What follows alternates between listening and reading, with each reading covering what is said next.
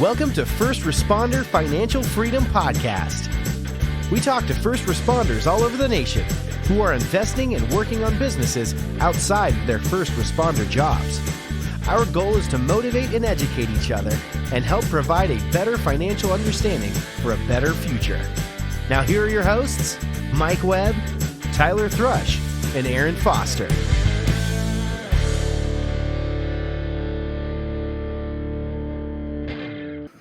All right, we got it running.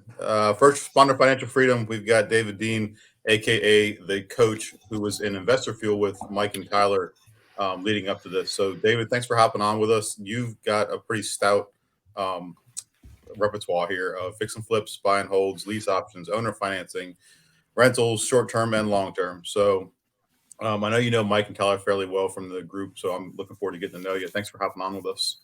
Hey, thank you for having me. So tell me when you got into real estate investing, what led you to get into Investor Fuel? Well, to get into real estate investing, I started out in emergency services, after college, and was paramedic and fireman, and was the 911 director in our local county. So I kind of done that for a while. And my family, my mother and father and I, we opened a real estate brokerage. So I was an agent already. I got my real estate license in college, and one thing led to another. So we opened up a real estate brokerage, and then a few years later, things were going well, and I eventually left emergency services, and that was kind of the beginning of my real estate journey. And so I'm selling these houses, and I'm watching guys that would buy stuff, fix it up. It wasn't called flipping back then. We didn't know what that was, but they fix it up, sell it. And, I was kind of watching that, and I said, hey, this is pretty cool. So I need to get over on that side of the table, and done my first flip in 1999. So that was kind of 99 was your first flip. Were you still in the fire service or emergency services then? Yes. So were you doing it at the same time cohesively the whole time, or did you leave one behind and start focusing on the next one? Shift. It was kind of one of those things. The real estate business kind of took me out of the emergency services business a little bit, because, the business got bigger. I was the broker of the company, just didn't have time for both. And so I just felt like real estate was a better option for me at that point. And so I moved into the real estate flips, bought a few rentals, and, that just kind of started the journey. So probably 1999 was the start of it all. And like most people, the journey started with Rich Dad, Poor Dad. I read the book, and I was like, hey, this makes sense. So, that's a good book that we always push people to read, especially if, like, one of our past podcast people we had on here, when people approached him to be their coach or whatever, he would say, go read a book first. And I think it's one of the books that he mentioned, like, if you're willing to go read a book, I'm willing to go spend some time on you. And I actually like that concept. If you're willing to put the effort in first and prove it to me, then I'll start entertaining some of your time to buy me a coffee or a hot chocolate or whatever. Tyler, you started investing shortly after 99 too, didn't you? Weren't you in like early 2000s? Yeah, I was in 2001. I was still in college and working full time, and me and my best friend bought a condo and a little after that. And yeah, so same time period, thought everything we did touch turned to gold. Found out a few later, maybe it wasn't us, it was the market. Yeah. But yeah, that's the same time period. So when did you guys all get into Investor Fuel? At what point was that? Like, what year do you guys remember? Like 4 years ago, maybe. Yeah, 2018 for me. Yeah. Oh, so somewhere in there. That was pretty recent then. Yeah, they started in 2017, so it's that was when Mike formed it. I think so, Coach, for me. So, Coach, so there's a big gap between when you joined Investor Fuel and when you started. That's a 20-year gap. So what did you do in your early years? Were you just finding fix and flips? Were you buying rentals? What were you doing? Well, back in the day, a lot of people might not remember it, or there was a website called CRE Online, CRE Online. And so I happened upon that website and started reading, started learning, started buying courses about creative finance, whatever it was, I bought it, land trusts, any kind of owner finance, subject to. And so that kind of started, the journey from there. And I don't know when that was. That was probably late 90s, early 2000s, something like that. That kind of, started me down the path of creative finance, owner carry, all that sort of thing, private lenders. And, I basically stayed the course through the years and just kept buying rentals, kept my brokerage, and just done a host of things because, we kind of come from a small market. So, you had to do buy and hold, you had to do this, you had to do that. So What market are you in, Coach? I'm in the Charleston and Huntington, West Virginia market. We kind of call it the I-64 corridor. It's about a 3-county area, roughly about 250,000 people total. Okay, so a little bit of a mix. I think a lot of times, people think that you need to be in a large metro, San Diego, Dallas, Miami type market to make this work. Right. And what I think's neat is like you can be in a smaller, we'll call it more rural market, like much what I deal with, or you can be out where Tyler is in California or dealing in Boise or DC. And it's like you can just find something that fits. So it sounds like you started out flipping because that's, again, you didn't call it that, but because that's what you were exposed to. But I'd like to, because I think your model is pretty interesting, and especially not just the market we're going into or are in now, but just in general, because I think a lot of folks only think about, myself included, it was like you had to flip, you had to buy rentals, and all the other like little nuances that I know do were kind of, I don't know, a little more obscure to me. But now the more I learn about it, I'm like, that's the way to do it, man. Like you don't need 500 rentals for this to make sense. You could go get 10 owner finance notes and it'd be way less stress, right? So how did you kind of start to broach those topics? Because those are not things you often hear about. But I'm guessing because of the market you were in, like population wise and just housing makeup, it kind of necessitated you go a different direction. Is that accurate?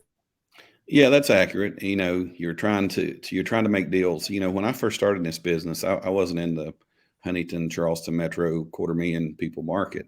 I was in a couple counties. My home county had 43,000 people. The county next to me was 22, and the county in those has 18,000. So I mean, I started in a small market, and it was in the coal field. So in the coal business, it kind of had a boom and a bust. The market was up and it was down, irregardless of what was going on nationally.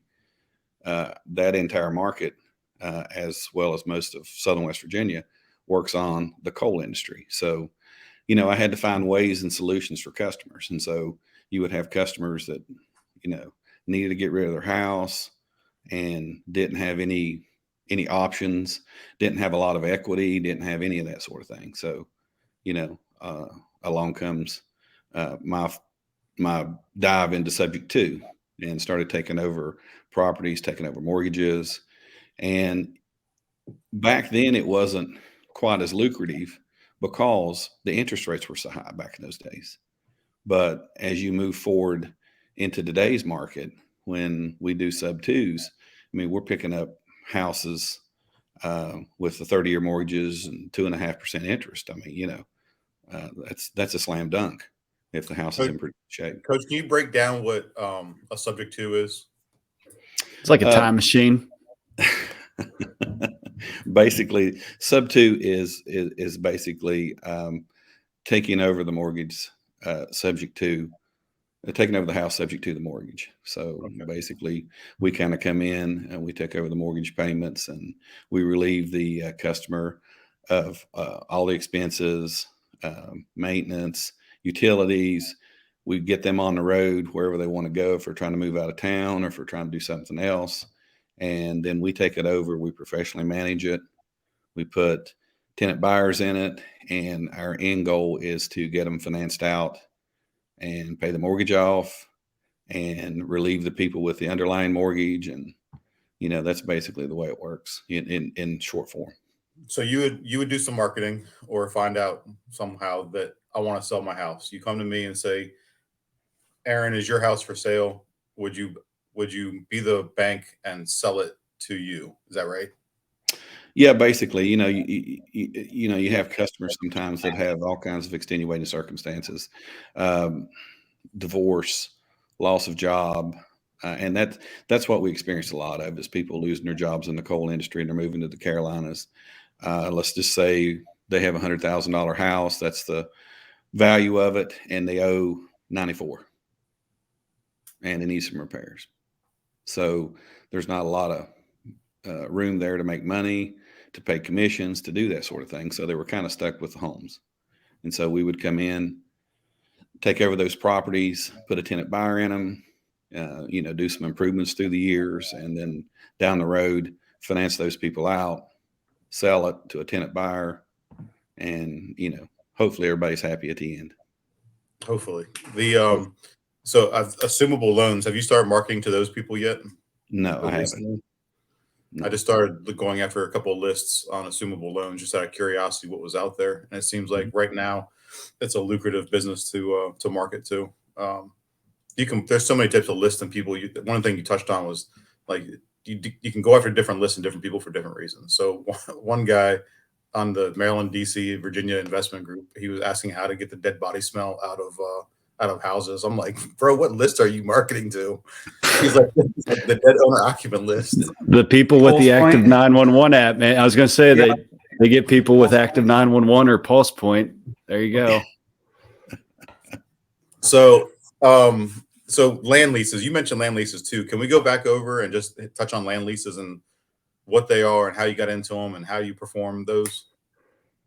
Well, I do a lot of lease option type stuff. Okay. I think is more so, that kind of started with the sub 2 was doing lease options. What is the difference with a lease option? Because I think a lot of times these terms get tossed around and people don't like. I know we've broke down sub 2 or subject to existing financing before, but what exactly is a lease option? Basically, lease options is you do a standard lease with a customer, and then you give them an option to purchase.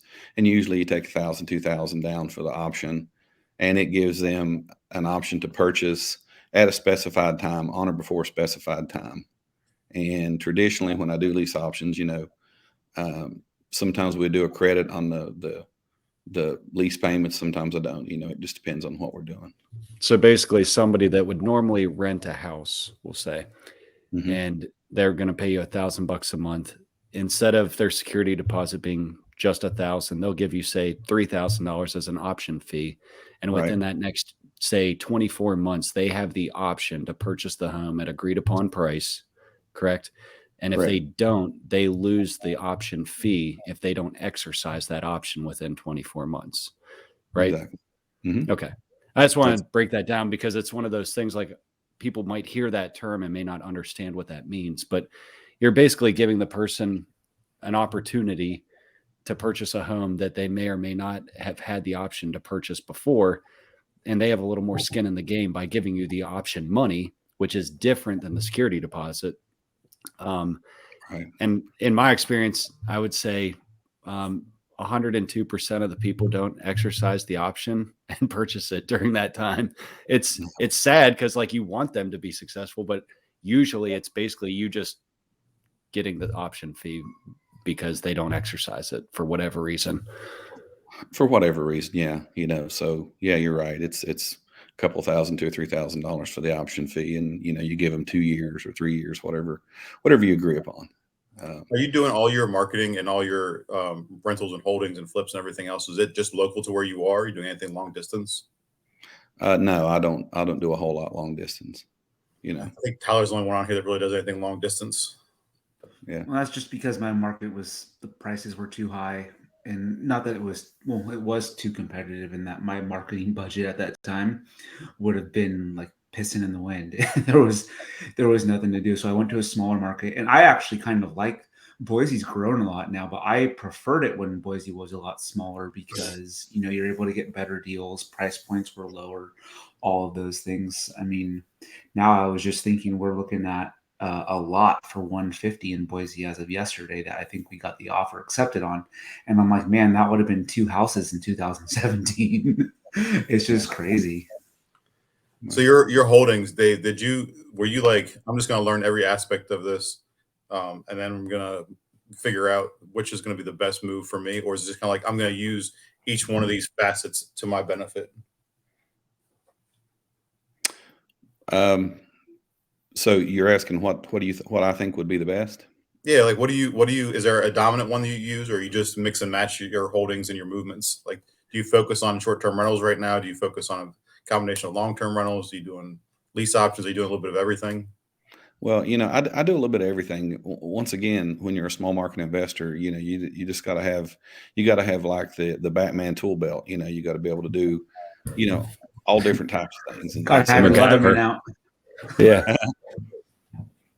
He said you got to have your Leatherman out. I said it's kind of, you got to be like MacGyver, man. Like you can't just be a fix and flipper when you're in that area, because you might only fix and flip 2 houses a year, right? So you know, I always kind of say, you know, you got to be a Swiss Army knife of real estate, you know. So, but what I enjoy the most is I like sub 2, and I like to buy and finance to people. So you like to do owner financing, correct? Yes. Okay, and that's, I'm guessing, because I think you mentioned earlier, there's not always a ton of meat on the bone as far as like a flip profit goes. But if you take and change your strategy, like you said, as a Swiss Army knife, when you do the owner finance, you're taking your profit over a longer term, correct? Is that why? Right. You know, those payments, hey, they'll pay the light bill forever. So, you know, I would much rather get 300 or 400 or 500 a month profit than 10, 15,000, you know, cash lump sum. So I'm looking at that right now. There's a property I'm waiting. It's under contract from a wholesaler. I didn't know it was in bankruptcy. And I'm in my mind, I'm like, do I want to do subject to lease? Do I want to do a buy and hold owner finance? I just haven't decided yet. And it doesn't really make a difference what I want to do, because if it goes to bankruptcy court in 5 days and the judge is like, oh no, you can't sell it for that price. So right. I also learned that if the debtors of the people who are living there and own it, if they don't agree with the sale price of the property, they can actually appeal the decision and go back and say, no, it needs to be sold for more. And then my contract is null and void and not worth the paper it's written on. Right. So do you ever, like, what obstacles have you overcome in dealing with some of these properties? Like, I'm sure you've had the headache of the evictions. I'm sure you had the headache of just bad renters. Like, what are some things that you've overcome in your experience? basically, what's your horror story? Gosh, I've got hundreds of them. I mean, I was We gonna got say, time. how much time? We got time. We'll need 4 or 5 hours for that, you know. But you know, if you've done enough rentals in your lifetime and you've done this owner finance, gosh, you just have a host of things that you deal with on a daily basis, so, and a monthly basis. But some of the big things that I found when I do financing, now when I say financing, what I mean is I'll go out and buy a $25,000, $30,000 house that's in foreclosure. It's on the market somewhere, or I find it, and I'll buy it for that and clean it up. And it's usually in pretty good shape. I make sure it's got a good roof, decent windows. And then I turn right around and finance it. And basically I carry the note. So I actually lots of times just do a promissory note and deed of trust and play bank. To me, that's the most passive form of real estate investing that there is out there. I mean, people have this idea of passive investing. I want to be I want to get into real estate because it's passive. And I'm like, well, real estate's anything other than passive. It's a full contact sport, actually. It's full contact. I mean, it can be a tough business. The most passive thing that I do is buy something and then turn around and finance it. Promissory note with a deed of trust, take a down payment, take monthly payments. I build my taxes and the insurance into the payment. I don't rely on the tenant buyers or the buyers to pay the taxes and insurance, because they won't. They'll never pay them. So I make sure that's part of the deal when I do it. Now, a couple of things that I do to protect myself is, and Mike, I think we talked about this one time. Me, you, and Bill were talking about it, but I do a quitclaim deed up front. When I get this thing signed, I have my attorney do a quitclaim deed, and I have them sign it at closing. Put it in the file, keep it with the attorney's office. In the event that they default, then I have a quitclaim deed that I can go record and get my property back. So that's one of the biggest hacks that you can do to protect yourself and get your property back. Because go ahead. Because when they go in the wind and they quit paying you and they take off and they're gone to, South Carolina, you won't find them. So it costs a lot of time, effort, and money to get that property back and clear it up.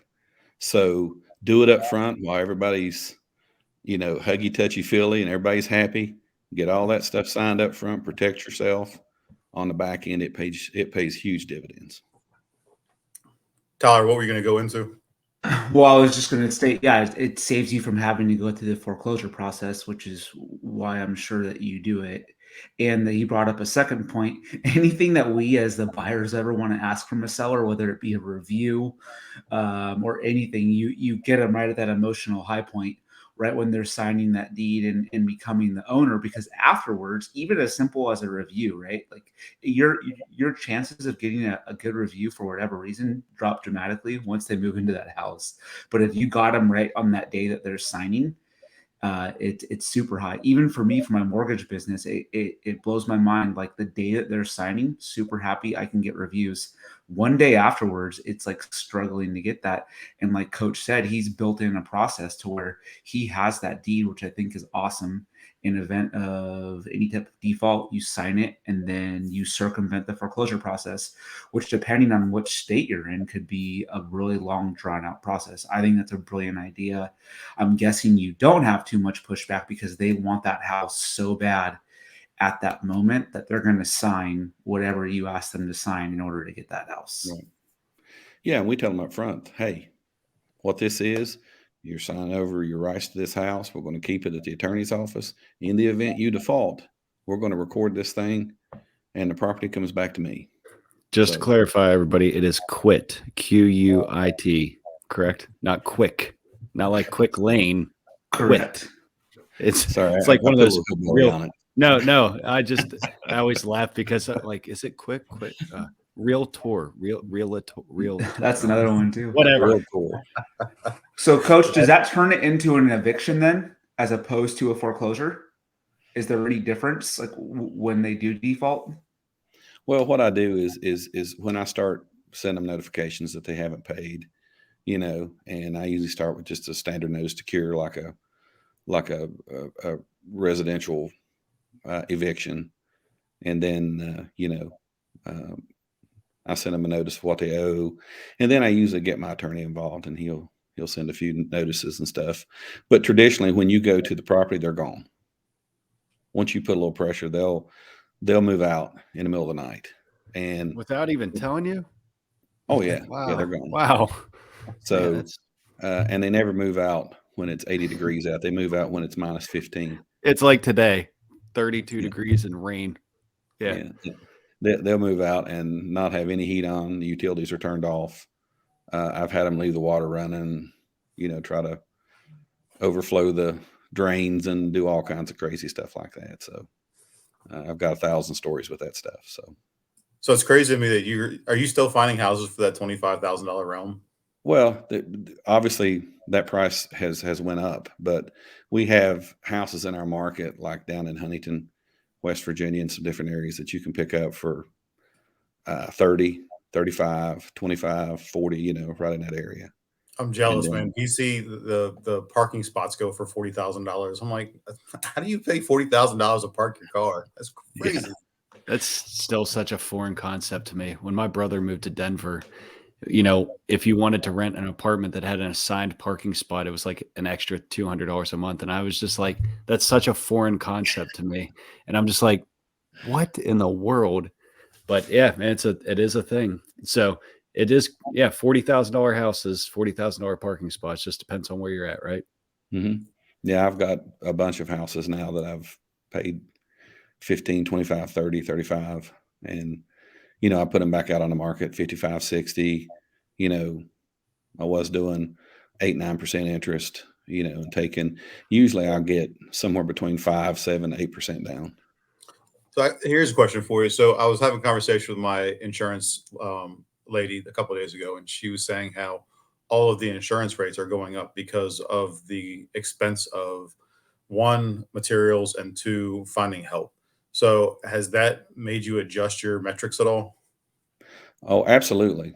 I mean, the trick with sub 2 and owner finance and stuff like that is I build in taxes and insurance. And when you get someone that keeps one over a long period of time, rest assured that the taxes and insurance eat into that profit margin that you have built. So, you know, you need to build about every 3 years a 10% increase, you know, into that note that you're doing, I think because taxes and insurance have never went down that I know of.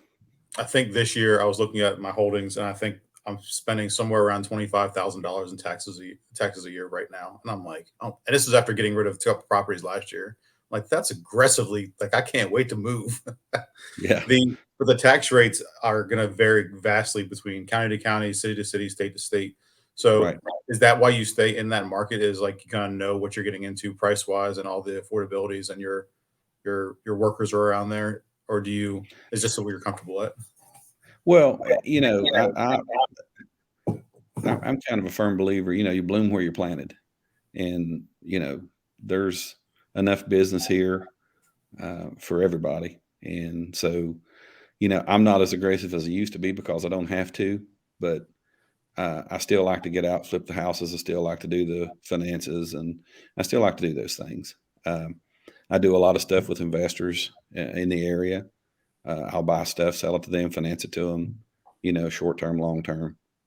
I'm So, gonna take that quote from you. Bloom where you're planted. I like that. I'm gonna use that one. yeah. Well, Coach, I go see ahead. young people nowadays and they have no focus.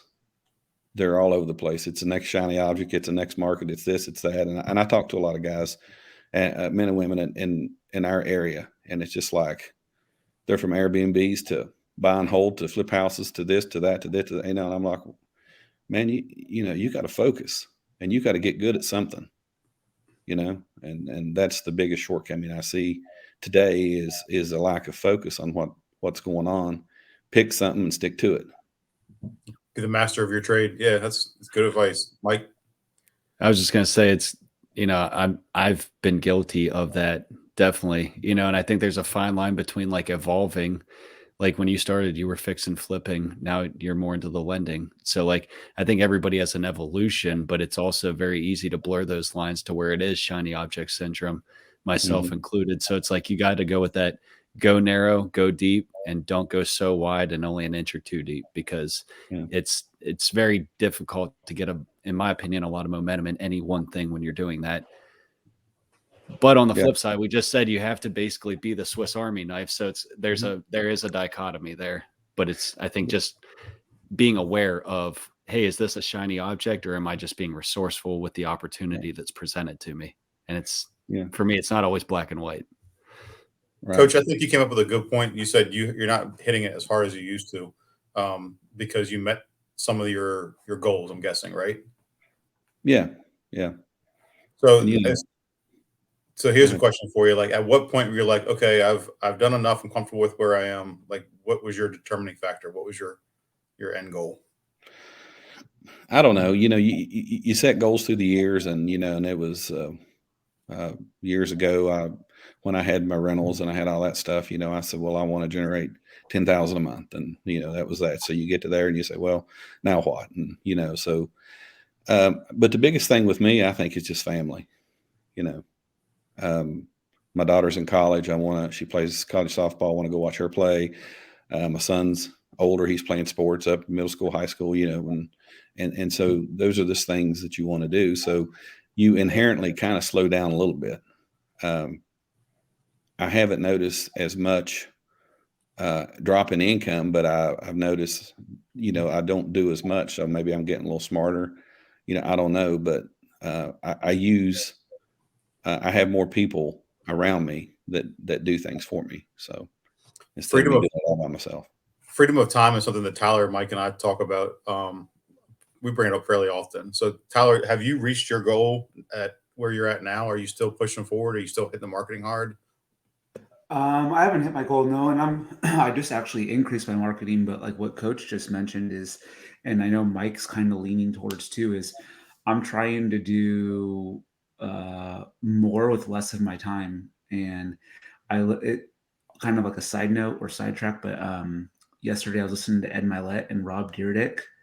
He had his podcast on yesterday, dude, and it blew me away because you think he's just some guy who's a professional skateboarder, and I knew he was a good entrepreneur, but the way he looks at time management is like the gnarliest out of anybody I've ever seen. And even I think Ed was impressed because it was like he takes every single thing he does, including to how many times do I have to change clothes each day in order to record a certain amount of episodes. And he said, no, that's not going to work for me because like Coach said, his priorities have now shifted to where he wants to be with his wife and kids. And if it does not fit into that, then he's not going to do it. So I haven't hit my goal, but I'm becoming very cognizant of what I spend my time doing and how am I going to maximize my dollars spent for that. So I'm pursuing what Coach seems like he already has. And it's hard for me because, you start off grinding. I'm sure Coach did a ton of deals at the start, and all of us, you're grinding. And as you get older, your priorities shift, your kids get older. You want to be there for certain things. And it's funny, like for me right now, my number one priority is to make all their sports, all their school events. I coach my daughter's softball, select teams, and all-star teams. To be honest, that's taken a big priority over the financial aspect.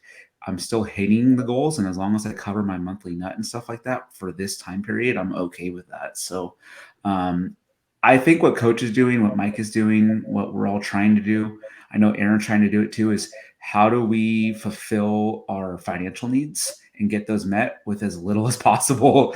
Whereas before, when we're all going guns blazing, dude, I would work 12, 14, 15, 16 hours a day. No problem, dude. I will grind. But right now, that's not what I want to do because I don't want to miss any of this stuff. Yeah. How about you, Mike? Are you still in growth phase? Are you still in acquisition phase? Are you leveling off? Are you increasing? I think if I had to sum it up, I'm still in growth phase. But to Tyler's point, like I've just had too many poignant reminders in the last 2 years that life is too short, man. So like I don't discount hard work and working when I need to, but I have placed a much greater emphasis on just like being present and doing things I want to do. Like he said about, like I'm a basketball coach this year, which I use that term very loosely. Okay. Like I don't even know how many people are supposed to be on the court really.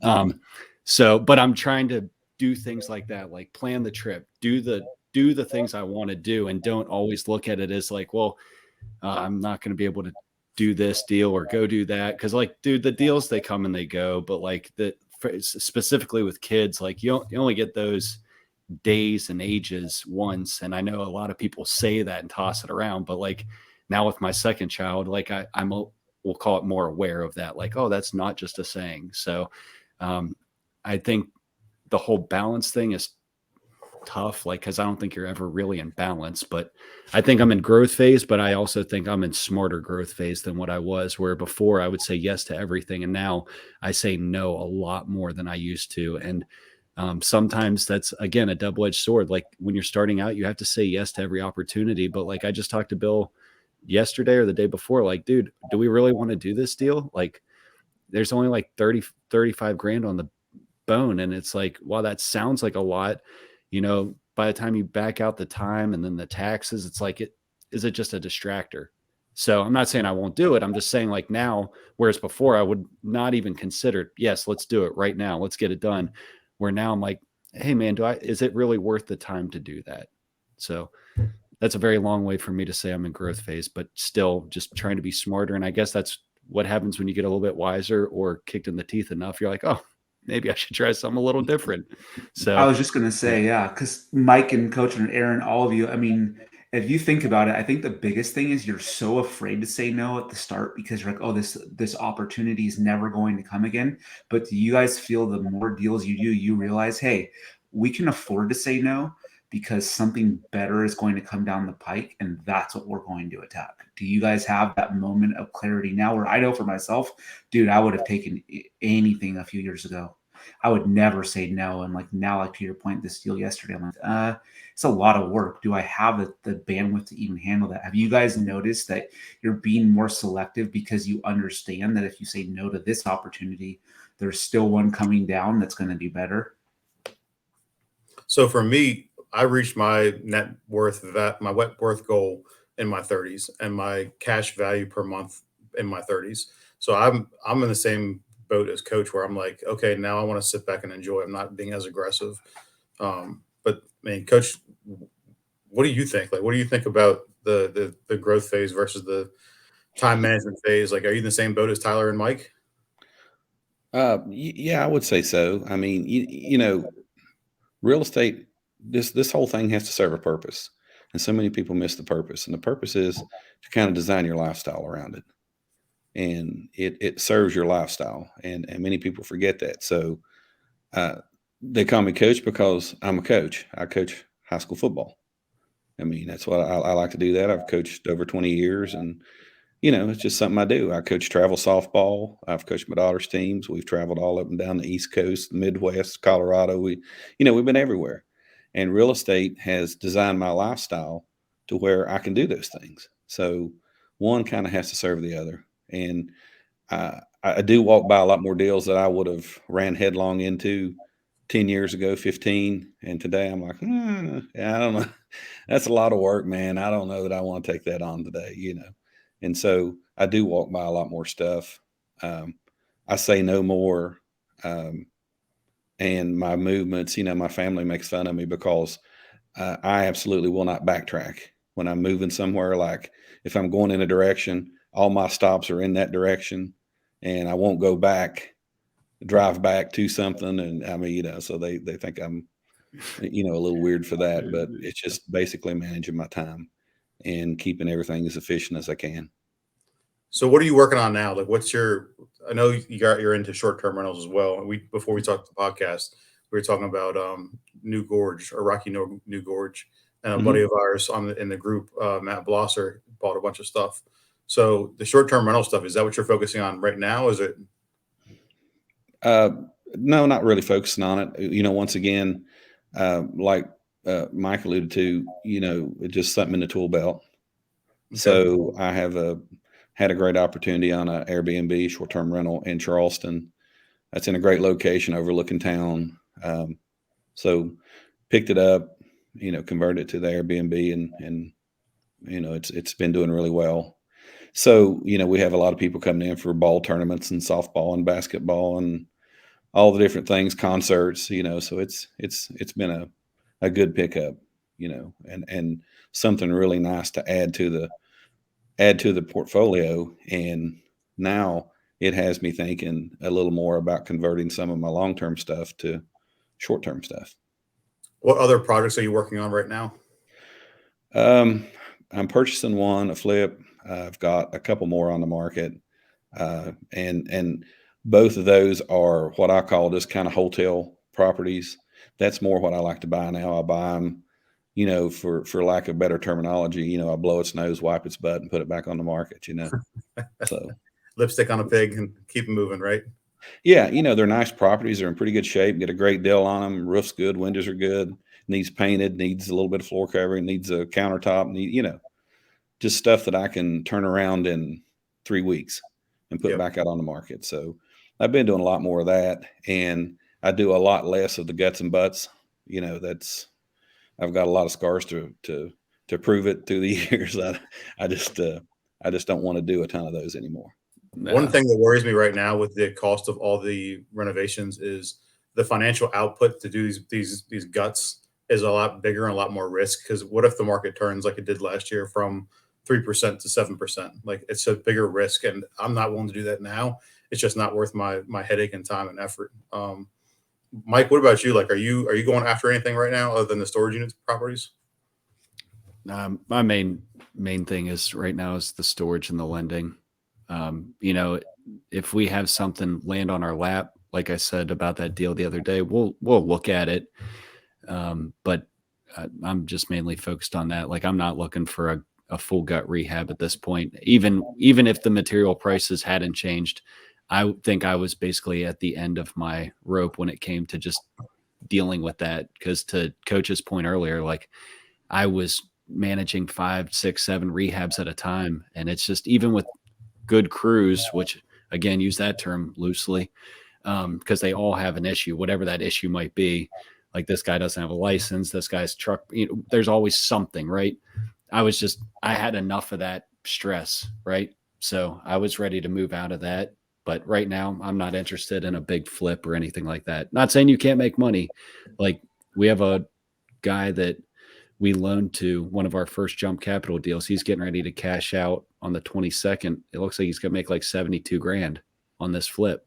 Now, he's got a couple bucks of his own in there, but still, like, he did all the crap that I just said I was tired of doing. So he's getting paid for it, but I've never even been in the house and I'm getting paid for it. So, like, I'd rather do more of that. So I'm looking for more of that and less of the swinging the hammer management stuff he was doing. So, well, I had a crew not show up on Tuesday for to do a roof. So I was like, they're like pushing it back for a week.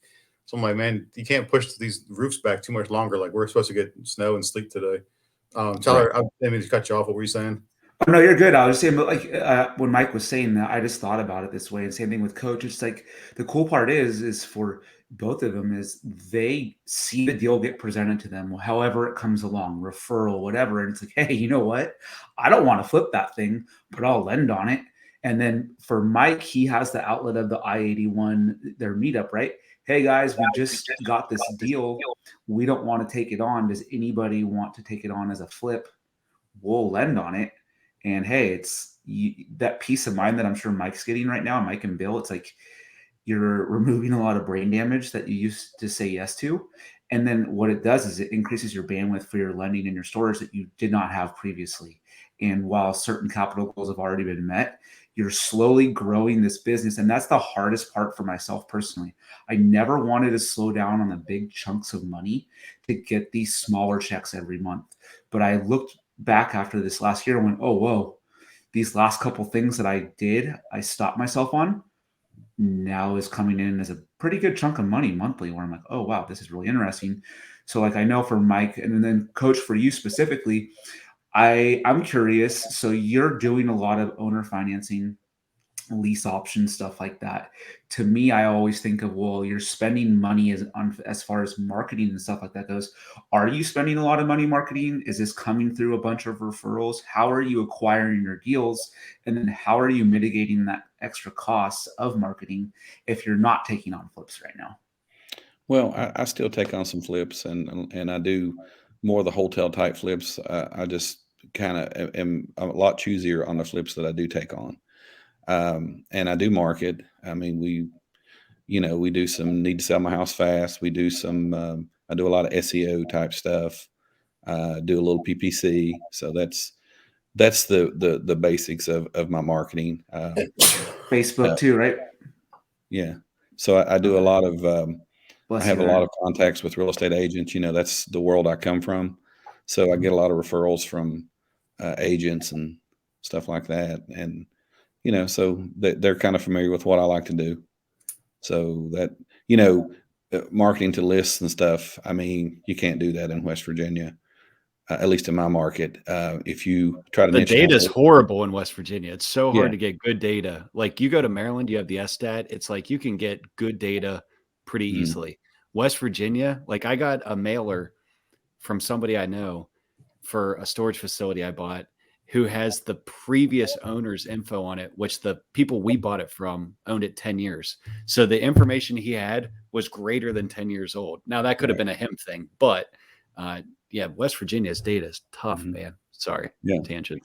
So if you go into a list, any list company like that, if it's PropStream or US List or whoever, if you niche it down any at all, you've got 30 people. One niche is 35. You might have 5 people. So what I do is if we do postcard marketing or we're doing stuff like that, I just pick an area, like let's say South Charleston, West Virginia. There's a couple zip codes, and we mail everybody in the zip code. Small market. That's what we do. And so what's next for you? Like you're obviously an established investor. You've been doing this for 23 years, give or take. So what's next for you? Like, do you want to switch gears at all? Is there anything shiny object where it's driving your attention right now, or are you just going to keep on chugging? I think I'll just keep, doing what I'm doing. I like to do the lending. I noticed Mike and Bill are doing a lot of that, and that's good stuff. That's definitely a more passive way to do things. I've thought a time or two. I miss the car wash business. I used to be in the car wash business, so I thought about getting back into the car wash. How are we going to cruise over that? Let's go into it then. Let's break that down a minute, because I actually was talking to a fireman out in California. I think he lives in Arizona, but works in California, which I thought my commute was rough. Man. So he was talking about buying a car wash, and I was like, man, I don't really know much about them, but they've always intrigued me. Right. So I guess, could you give us the 3 to 5 minute version of the car wash business, how you got into that? What's the good, what's the bad, and the ugly? Well, I got into the touchless car wash business. So, I had the laser washes and had some self-serve, wand wash, if you will, car washes. And that was just another progression from the real estate investment standpoint. A guy I knew had some of them, he wanted to get rid of them. And I thought, nice passive investment. So I thought, but I did enjoy the car wash business. Had good returns. I mean, it's a 25-30% return lots of times, and I enjoyed it. And it's a real estate play. Sure. So the main thing is if I could give investors, if you're in the real estate business, when you do stuff, make it a real estate play. Stay in, that way everything kind of works together. The downside of it is stuff breaks down when it's -20. Self-serve bays, four-wheelers and everything else. Yeah. Wand wash bays. I don't care a lot for them, just because people will pull in with a big muddy truck from coming off a gas pipeline here in West Virginia, and they'll spray it all off and dump all that mud into your bay. And so along comes, let's just say, a lady with a nice luxury car and pulls up to it, and it's just full of mud, your bay. So your bay shut down until your person is there to clean the bay up that evening or the next day. Yeah. So, things like that, you don't think about your sumps that the mud and stuff run into in the middle of your car wash. They have to be dipped out. I mean, there's a lot of non-passive work that you have to do to keep your car washes up. Sure. So if I were to get back into the car wash business, it would definitely be the tunnels that you see out here now. Yeah. I see the big thing, or in my area, is there's a big push for a lot of these subscription services. So for $18 a month, you can drive through once or twice a day. And I mean, it's not going to be like this beautiful hand wash job or anything, but that's what a lot of them are doing around where I live right now. So I don't know if that's what you were doing, or if it was just kind of like pay as you go, but they've always interested me, because they, from the outside looking in, seem very passive, but I can totally see what you're saying. Like, this breaks, it's always going to be at the least opportune time, but I think that's with anything. Like, I just had a furnace go out at a unit, like on a Sunday morning or Saturday night. So they couldn't get there till Monday. It never breaks down at like noon on a Tuesday. It's always a Saturday or a Sunday. So, but yeah. And, in the car wash business, it tends to break down too on those winter days where it's been snowing and all of a sudden the temperature pops back up to 45, 50, sun's out, and people are lined up around the block to get in your wash, and it'll go down, those days, when you can really make the money, and wash, the automatics, you may watch 30, 35 cars in a day like that. And so, yeah, but I did like the business. We have one by us. It's I talked to the owner a while back, and he said that I purposely built this here because I'm in a condo apartment building area. He's like, so these people don't have access to car washes or to wash their cars at their property. So he's like, I built this here because I knew there was a demand for it. I was like, that's pretty freaking smart. So in your comment about this is a real estate play, like, yeah, he has the real estate that's worth, a mint in the DC market, but he also has a niche in the market that nobody else has filled. And I was like, that's pretty smart. I like that concept. Yeah. Yeah. The car wash business, it's a solid business. It really is. And it's definitely a location business. Are there any other niche holdings that you've had in your years of experience? No, basically, well, I was in my family was in the convenience store business. So that was my dad's business when, I grew up working in a convenience store. So that was probably the best education of my life, is working inside a store like that from a young age, and just learning how to deal with people, developing people skills, tough people, hard people, in the market that we were in, a lot of tough, hard people, and you learn a lot about it. A lot of people working a hustle on you all the time. So, your shitometer gets pretty good through the years. So, that's served me well in life for sure. Good. Your bullshit meter is registering with certain people. Yeah, I think I've gained that in my life as well. Yeah. So we're about 50 minutes into this. Mike and Todd, you got anything you guys want to hit Coach with before we start moving on to the questions?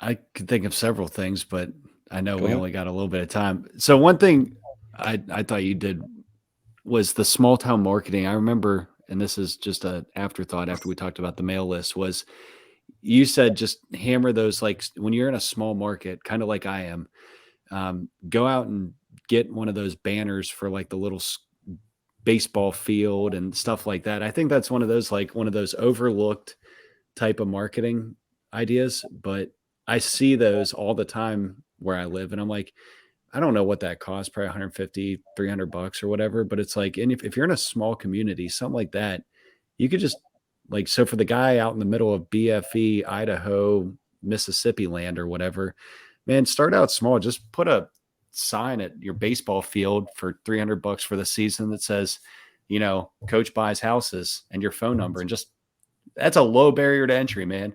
Like, you don't have to go spend thousands of dollars on these mailing lists. So not like this big, massive idea that I had. I just remember you and I talking about that at one time. And some of the storage facilities we've just bought are in smaller markets. And I've been thinking like that would be a really good place just to slap one of those up there. Like, hey, local storage with our logo and the phone number and website. That's probably about all I will need to do to keep top of the mind awareness in that market.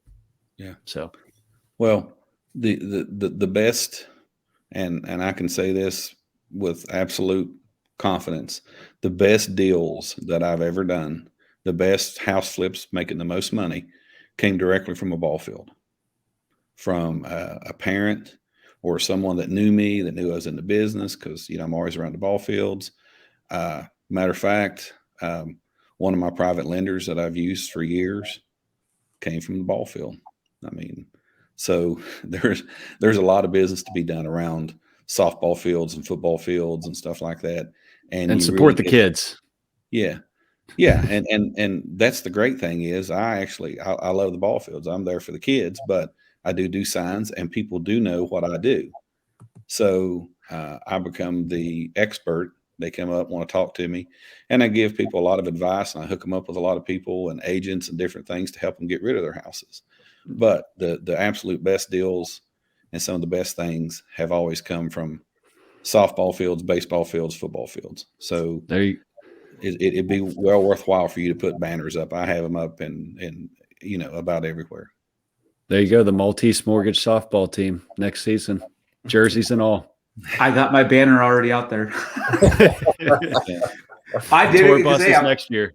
Yeah, I'm already there, and I figured, hey, I'm already there. It's a big banner. I mean, I want to support the girls anyway, so I did it. And Right. yeah, like Coach said, it's not too expensive, and I think it's worth it. And no expectation of getting anything, but it's just there.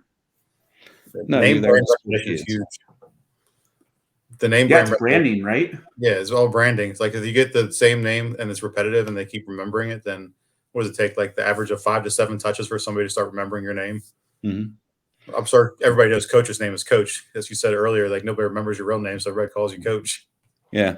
Yeah. And, you know, after years of kind of trying to brand something else, you know, my wife just said, why don't you just go with Coach? She said, nobody even knows your name. And I said, well, maybe I should. And so we just kind of adopted that years ago and just kind of ran with it. And, you know, it's worked out pretty good. But one of the big things too on those banners and something that I see, I've sold thousands and thousands and thousands of banners for ball teams and stuff through my life. But one of the big things that if people were to do banners is keep it simple and don't put a bunch of stuff on the banner. Like mine says, Coach buys homes with my caricature. That's it. Because you're out on the fence, you're at a distance, you know, make these things simple, straight to the point, and, you know, you'll get a little bit of response from them. And it will set you up as an expert, you know, around the ball fields because everybody wants to talk real estate. Yeah. Yeah. Awesome. Well, Aaron, you got the final ones here? Yep. So, Coach, if you can go back and give your younger self some advice, now this is going to be your 20s, your teens, your 30s, whatever you want to be. What advice would you give yourself when you were younger? Be more aggressive, take more chances. That would be the big thing, you know. Don't talk to friends and family about your plans, and those would be big advices for me through the years. Is just, you know, do what's in your mind, what's in your heart, what you think is right. Go do it. Good And answer. it took me years to figure that out. Good answer. Have you had issues confiding in family and friends about your moves where they were like, I don't know, you know, play it safe? Yeah. Yeah, I don't tell anybody anymore much. I mean, you know, I just kind of, you know, that was the one thing I really enjoyed about Investor Fuel is going there and being around people of like minds. You know, this investment business is a very, very lonely business. You're by yourself a lot. I'm in my truck a lot by myself, 8-10 hours a day. I mean, it's lonely. So it's good to have people that you can sit down and talk to and that don't judge you or try to talk you off a ledge or, you know, whatever. So yeah. So I basically keep things to myself, and just go with it. Another big thing is, if I could give advice, is make sure of who you choose as a partner, life partner, wife, whatever. There's no bigger investment hack in your life than the woman that you choose to marry or whoever that might be. I mean, I can't say that enough. You know, I talk to guys, you know, the high school boys that I coach with and stuff, and I say, guys, you know, beauty fades, dumb as forever. You know, make sure that you choose wisely, because it is such a big choice in your life, and it will absolutely change the trajectory of the way you're headed. So true. Yeah. That is fortune cookie worthy right there. Yeah. One of my old captains, when I bought my first house in College Park, he's like, let me give you a piece of advice. I said, yeah, what's up, Cap? He's like, you can't screw 5 2s and call them a 10. He goes, go for quality over quantity. I was like, That's all right, good advice. That's right. So, you know, if you're in this business, you're in the real estate business, it's a very unique business. It's a tough business. It's a business of a lot of worry, a lot of stress. So you've got to have a partner that will support you and be in this thing with you. And, you know, my wife from the beginning, I mean, she'll jump in, she'll go in a foreclosure with me, and, you know, she'll clean houses, she'll chase the poo in these houses and all the different things that, you know, most women would just be like, oh my God, you know, and she's just like head down. You know, she works full time. She's a college professor at Marshall in speech pathology, but yesterday was her day off. we were down cleaning a house that had enough cat hair to, weave 1,000 blankets. It was awful. And she hung in there all day, 8 hours with the vacuum and stuff. So, when you have that kind of support, it's a lot easier to be successful. Definitely. That's one of those houses that Mike just got tested for. He just got his allergy testing done earlier. He's like, Right. nah, I got passed in that house. It's gonna be a no for me, coach. Yeah. Gonna have to look at the photos on this one. So, Yeah. All right, so true coach, though. Last question for you. Obviously you're a family man, family first. But other than that, what's your why? Like, why do you move forward? Why do you continue to do it? What's your why? Well, I always had a goal. I guess my big goal, and I don't know, I've never really made it to that goal, is, I like to donate money. That's like my thing, is donating to different causes, sports teams. I think high school sports in our area is so important because, we have so many kids that are not built to go to college, and are from, as I say, broken homes and broken bones. So, we have a bunch of those kind of kids, and, they need a break. And so sports is their way of, number one, they get drug tested. It keeps them off drugs. They have to make a 2-point, and it graduates them, and it moves them on to something else. And sometimes the coaches are the best things in their lives. Make sure they're fed, make sure they're clean, so that's why I do a lot of donating to sports teams and stuff, because I firsthand have seen it work time and time again and graduate guys that would not have made it otherwise. And now they're working and have families, and they're coaching midget league ball, and, and I see them, and, it just makes you feel good to see that. So I always wanted to donate $10,000 a month. And I haven't made it there, but I'm doing my best. I'm working at it. So that's a big goal. $10,000 a month, $120,000 a year. That's a massive goal. But I agree with you. My brother's cousins are the coaches of one high school team. My neighbors are coaches. My dad was a coach. And I think you're spot on when you say that it gives them a better chance at life. It gives them more options than if they didn't have it in place. And it's a structured situation. Like, some guys need structure.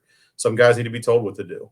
Right. Other guys need to think for themselves. So I think that's an understatement of a position of the importance of a coaching role. So hats off to you. I think you're doing God's work. Yeah. Thank you. I appreciate it. All right, Mike and Tyler, anything you want to get to before we wrap up? Just thanks for coming on, Coach. I love that answer. That was awesome. So just keep doing what you're doing, man. You're an inspiration to a lot of us, and we appreciate your time. Okay, Thank you, Coach. Yeah, Tyler. Thank you, guys. I appreciate it. Very grateful. Thanks, Coach. Talk to you soon. All right. See you.